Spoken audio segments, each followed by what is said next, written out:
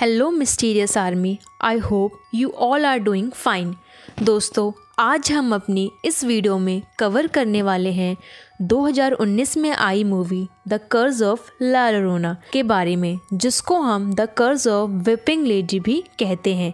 इस फिल्म को IMDb पर 5.3 स्टार्स मिले हैं। रोटन टमाटो पर इट इज़ ओनली 29% फ्रेश और इस मूवी की मेटा क्रिटिक स्कोर है 79। मैं इस वीडियो में मूवी की पूरी कहानी को एक्सप्लेन करने वाली हूँ। अगर आपने अभी तक मेरे चैनल को सब्सक्राइब नहीं किया है तो कर लें और साथ ही साथ उस बेल आइकन को भी प्रेस कर दें ताकि आपको नई नई वीडियो की नोटिफिकेशन मिलती रहे और मुझे वीडियो बनाने की मोटिवेशन मिलती रहे। तो चलिए शुरू करते हैं अपनी वीडियो।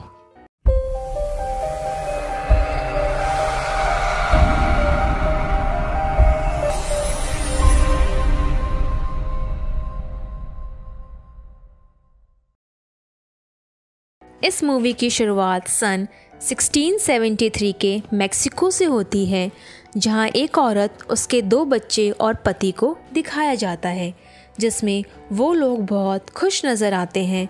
लेकिन अगले ही सीन में उनके एक बच्चे को रोता हुआ दिखाते हैं, जो अपनी माँ को खोज रहा होता है। वह अपनी माँ को ढूंढते ढूंढते एक नदी के किनारे जाता है, जहाँ वो देखता है कि उसकी माँ उसके भाई को नदी में डुबोकर मार रही होती है। यह सब देखकर वो बहुत डर जाता है और वहाँ से भागने की कोशिश करता है, पर उसकी माँ उसे पकड़ लेती है और उसे भी नदी में डुबाकर मार देती है। उसके बाद मूवी में नेक्स्ट सीन में सन 1973 लॉस एंजलिस को दिखाया गया है।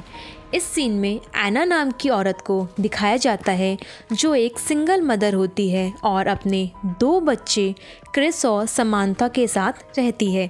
एना अपने घर और बच्चों की जिम्मेदारी अकेले ही संभालती है, क्योंकि उसके पति एक पुलिस ऑफिसर होते हैं जिनकी डेथ हो चुकी है।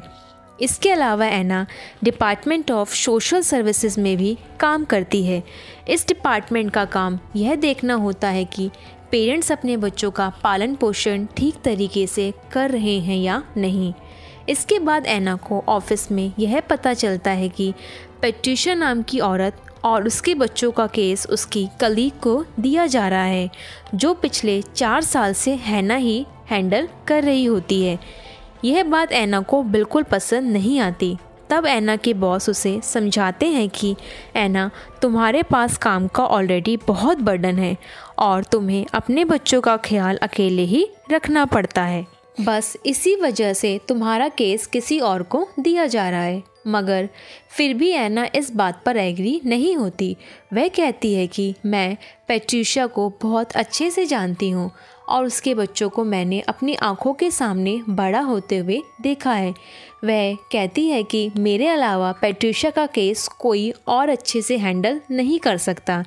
यह सब सुनने के बाद एना के बॉस उसकी बात पर एग्री हो जाते हैं और एना को वो केस वापस दे देते हैं। फिर पैट्रिशिया के बच्चों के स्कूल से कॉल आता है कि पैट्रिशिया के बच्चे स्कूल नहीं जा रहे हैं और इसी वजह से एना को पैट्रिशिया के घर जाना था, जिस पर उसके बॉस एना को कहते हैं कि वह अपने साथ एक पुलिस ऑफिसर को लेकर भी जाए।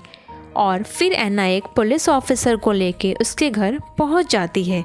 जैसे ही वो लोग पैट्रिशिया के घर पहुंचते हैं, पैट्रिशिया किसी को भी अंदर आने से मना कर देती है, पर फिर एना उसे बोलती है कि वह अंदर अकेली ही आएगी और फिर पैट्रिशिया एना को अंदर आने देती है। एना देखती है कि पैट्रिशिया बहुत डरी हुई है और फिर एना उससे उसके बच्चों के बारे में पूछती है, तो पैट्रिशिया बोलती है कि बच्चे सेफ हैं, लेकिन एना को वहाँ उसके बच्चे नज़र नहीं आते। तभी एना की नज़र एक दरवाज़े पे जाती है, जिसके ऊपर बहुत सारे आइस की पिक्चर्स बनी हुई होती है। और जब एना उस दरवाजे के पास जाती है तो पैट्रिशिया उस पर भड़क जाती है और एना को हर्ट करने की कोशिश करती है। तभी बाहर खड़ा पुलिस ऑफिसर अंदर आ जाता है और पैट्रिशिया को पकड़ लेता है। उसी दौरान एना पैट्रिशिया के गले से एक चाबी निकाल लेती है और फिर पैट्रिशिया चिल्लाते हुए बोलती है कि दरवाज़ा मत खोलना, लेकिन एना वह दरवाज़ा खोल देती है और देखती है कि उसके अंदर पैट्रिशिया के दोनों बच्चे होते हैं। यह दोनों बच्चे बहुत डरे हुए होते हैं और बोलते हैं कि दरवाज़ा बंद कर दो वरना वो हमें मार देगी। एना को इस बात की बिल्कुल समझ नहीं आती है कि वे बच्चे ला llorona की बात कर रहे होते हैं। इसके बाद उन बच्चों को चाइल्ड सर्विस सेंटर में भिजवा दिया जाता है। एना देखती है कि उन बच्चों के हाथों पे जलने का निशान है, जिस पर वे बच्चे बोलते हैं कि ये उसी ने किया है। तब भी एना को समझ नहीं आता है कि वे बच्चे ला llorona की बात कर रहे होते हैं। इसके बाद एना अपने घर चली जाती है, पर रात के वक्त ला llorona पैट्रिशिया के बच्चों को नदी में डुबाकर मार देती है। उन बच्चों को नदी में डुबाने के दौरान ला llorona की आंखों से आंसू निकल रहे होते हैं। तभी एना के पास कॉल आता है कि पैट्रिशिया के बच्चे नदी में डूबकर मर गए हैं। एना वहाँ पे अपने बच्चों को कार में लेकर पहुँचती है, लेकिन कार को थोड़ा दूर ही पार्क करती है ताकि उसके बच्चों को इन सब के बारे में कुछ भी पता ना चले, और अपने बच्चों को कहती है कि वे कार में ही बैठे रहें। एना पैट्रिशिया के बच्चों की डेड बॉडीज़ के पास पहुँचती है कि तभी वहाँ पैट्रिशिया आ जाती है। वो एना को कहती है कि तुमने मेरे बच्चों को मार डाला, और साथ ही ये भी कहती है कि सिर्फ एक ही रात बची थी और फिर हमें उससे छुटकारा मिल जाता, जिस पर एना उससे पूछती है कि किससे, और पैट्रिशिया जवाब देती है कि ला llorona से। इसके बाद पुलिस वाले पैट्रिशिया को वहाँ से ले जाते हैं। दूसरी तरफ समांथा कार में सो रही होती है, लेकिन क्रिस जग रहा होता है। वह कार से निकलकर चुपके से डेड बॉडीज़ को देखता है। तभी उसे वहाँ किसी के रोने की आवाज़ आती है, और वह आवाज़ किसी और की नहीं बल्कि ला llorona की होती है, जो क्रिस को अपने पास बुलाती है और फिर वहाँ से गायब हो जाती है। फिर एकदम से वो क्रिस के पास आ जाती है और क्रिस का हाथ पकड़ लेती है, और क्रिस के हाथों में भी वैसे ही जलने का निशान हो जाता है जैसा पैट्रिशिया के बच्चों के हाथों में था। क्रिस वहाँ से डर के भाग जाता है और कार में आके बैठ जाता है। ला llorona कार के पास आती है और क्रिस को डराती है।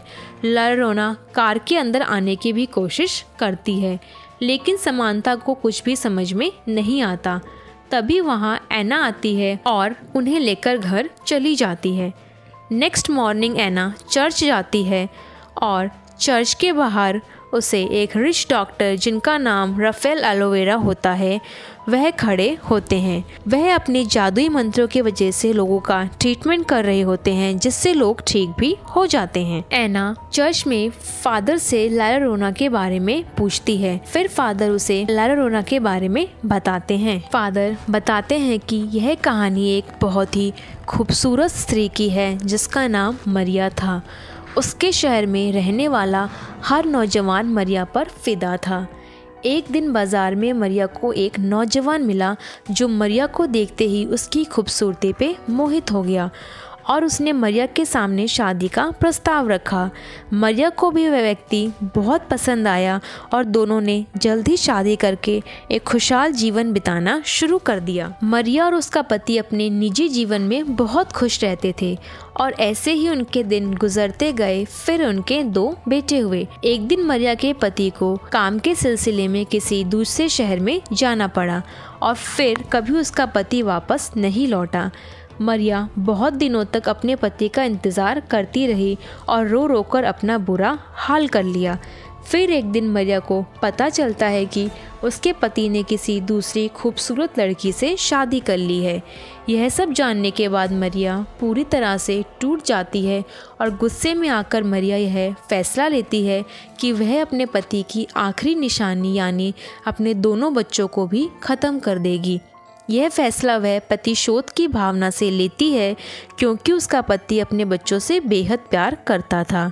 और फिर मरिया अपने दोनों बच्चों को नदी में डुबोकर मार देती है, लेकिन बाद में उसे अपने फैसले पर बहुत अफसोस होता है जब तक बहुत देर हो चुकी होती है और उसके दोनों बच्चों की मौत हो जाती है और फिर मरिया भी उसी नदी में कूदकर अपनी जान दे देती है। लोगों का कहना है कि इस अपराध के कारण मरिया की आत्मा को मुक्ति नहीं मिलती और उसकी आत्मा आज भी अपने बच्चों की खोज में भटकती है। मरिया की आत्मा को जब भी कोई बच्चा उसे अपने बच्चों की उम्र का दिखता था वह उसके पास जाती, लेकिन जब वह देखती कि वह बच्चा उसका नहीं है तो उसे वहीं मार देती। गांव के कुछ लोगों का कहना था कि उन्हें हमेशा नदी के किनारे किसी आत्मा के रोने की आवाज़ सुनाई देती थी। उस रोने की आवाज़ में दुख और अजीब सा डरा देने वाला भय भी था, क्योंकि उसकी आत्मा हमेशा रोते हुए ही लोगों को दिखाई देती थी। इसीलिए वहाँ के लोगों ने इस आत्मा को ला रोना का नाम दे दिया, जिसका इंग्लिश में मतलब है द वीपिंग वुमेन, यानी रोती हुई महिला। यह सब सुनने के बाद एना अपने घर चली जाती है। उसके बाद हम देखते हैं कि समांथा अपने घर में खेल रही होती है और उसे भी वहाँ ला रोना नज़र आती है। ला रोना समांथा के हाथों को पकड़कर वही निशान बना देती है जो क्रिस और पैट्रिशिया के बच्चों के हाथों में था, और एना समांथा से उस निशान के बारे में पूछती है तो समांथा झूठ बोल देती है कि वह गिर गई थी। फिर एक डिटेक्टिव जिनका नाम कूपर होता है वह एना के घर आते हैं, जो एना के पति के दोस्त भी थे। कूपर एना को बताते हैं कि पुलिस को पैट्रिशिया पे ही शक है कि उसी ने अपने बच्चों को मारा है, लेकिन पैट्रिशिया और गवाहों का कहना है कि उस दौरान पैट्रिशिया पूरे टाइम चर्च में थी। कूपर एना को पैट्रिशिया की फाइल देते हैं ताकि वो उसमें से कुछ अधिक जानकारी प्राप्त कर सके। दूसरी तरफ हम राफेल को देखते हैं जो पैट्रिशिया के घर में होता है और ला रोना के आंसू को इकट्ठा कर रहा होता है। इसके बाद रात में एना पैट्रिशिया की फाइल देख रही होती है, तभी वहाँ कोई आहट सुनाई देती है और एना देखती है कि क्रिस नींद में चल रहा होता है। तभी अचानक से घर का दरवाज़ा अपने आप खुल जाता है और ऐसा लगता है कि कोई अदृश्य शक्ति घर में आ गई है। एना क्रिस को बेड पे सुलाती है और समांथा को देख रही होती है। तभी हम देखते हैं कि एना की साइड में ला रोना खड़ी होती है। उसी वक्त पैट्रिशिया के फाइल के पेपर उठाकर कोई ज़मीन पर फेंक देता है। तभी एना को समांथा के रूम में ला रोना दिखाई देती है। इससे पहले कि वो समांथा के पास जाए, वहाँ का डोर अपने आप लॉक हो जाता है और फिर एना के रूम में ला रोना आती है और फिर एना उसे वहाँ से जाने के लिए बोलती है। तभी वहाँ पर क्रिस और समांथा डोर ओपन करके आ जाते हैं। एना अपने दोनों बच्चों को बेड पर सुला देती है, लेकिन खुद उसे पूरी रात नींद नहीं आती। एना अगले दिन पैट्रिशिया से मिलने जाती है। पैट्रिशिया एना को अपने बच्चों की मौत की वजह बताती है और तभी एना पैट्रिशिया के हाथों में वही जलने का निशान देखती है। पैट्रिशिया एना से बोलती है कि यह ला रोना ने किया है और अब एना के बच्चों को भी ला रोना के रोने की आवाज़ सुनाई देगी और ला रोना एना के बच्चों को भी मार देगी। पैट्रिशिया एना से ये भी बोलती है कि उसके बच्चों के मरने के बाद उसने ला रोना से ये भी कहा था कि वह उसके बच्चों को वापस दे दे और उसके बदले में एना के बच्चों को ले जाए। नेक्स्ट सीन में हम देखते हैं कि क्रिस को किसी के रोने की आवाज़ आती है। पहले तो ला रोना उसे डराती है और फिर उसे सीढ़ियों से नीचे गिरा देती है, लेकिन तभी वहाँ एना आ जाती है और उसे हॉस्पिटल ले जाती है। डॉक्टर क्रिस के हाथों में जलने का निशान देखकर सोशल सर्विस डिपार्टमेंट को कॉल कर देते हैं। रात को एना के घर कूपर और उसकी कलीग डोना आती है। ये दोनों ये चेक करने आते हैं कि कहीं एना अपने बच्चों को अब्यूज़ तो नहीं कर रही। इसके बाद एना क्रिस से ला रोना के बारे में पूछती है और क्रिस उसे सब कुछ बता देता है। उसी दौरान ला रोना समांथा को पानी में डुबोकर मारने की कोशिश करती है, पर एना वहां आकर उसे बचा लेती है। फिर ला रोना एना के हाथों में भी वही निशान बना देती है जो क्रिस और समांथा के हाथों में था। फिर एना चर्च जाकर फादर से मिलती है और फादर एना को बताते हैं कि इस संसार में शैतानी शक्तियाँ होती हैं और चर्च तुम्हारी हेल्प भी ज़रूर करेगा, लेकिन चर्च से मंजूरी लेने में कई हफ्ते लग जाएंगे। पर एना के पास इतना समय नहीं होता है। फादर एना को राफेल के पास जाने के लिए बोलते हैं और फिर एना राफेल के पास हेल्प के लिए जाती है, लेकिन राफेल एना की हेल्प करने से मना कर देता है, पर बाद में बच्चों की वजह से वह मान जाता है। राफेल एना के घर जाता है और फिर अपने जादुई मंत्रों की सहायता से अंडों के द्वारा चेक करता है कि उस घर में कोई शैतानी ताकत है या नहीं। जब सारे अंडे फूटते हैं तो वह अंदर से काले होते हैं, जिससे यह पता चलता है कि उस घर में शैतानी शक्तियाँ हैं। राफेल अपने मैजिकल वर्ड से सारे घर को बांध देता है, क्योंकि रात होने वाली होती है और ला llorona की शक्ति और बढ़ जाती है। इसीलिए वो एना और उसके बच्चों को बचाने के लिए कई सारी प्रक्रियाओं का यूज़ करता है। तब राफेल क्रिस को एक क्रॉस के बारे में बताता है।